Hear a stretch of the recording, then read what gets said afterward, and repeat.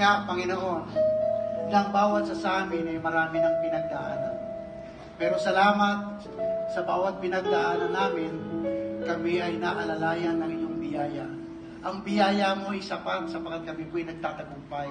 Sapagkat umaayos mo ang buhay at higit sa lahat, mapapurihan ka sa bawat sitwasyon at buhay namin, Panginoon. Lord, salamat sa iyong salita sa umagang ito.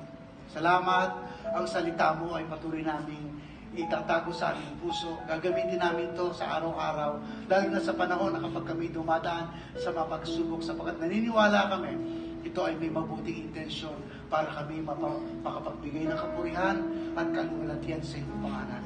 Panginoon, nagpapasalamat din kami. Patuloy mo kami pinagpapala sa pamamagitan ng mga biyaya na tinatanggap namin.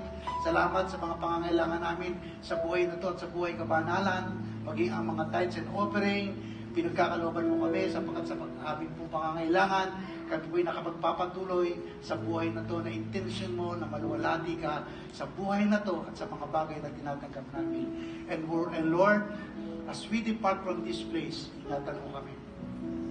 Hayaan mo po na dalahin namin ang iyong salita at ibabahagi namin ito.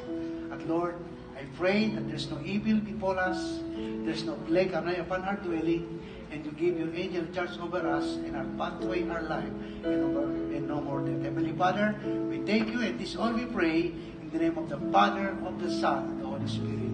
And everyone say, Amen. God bless us all. Let us go in peace.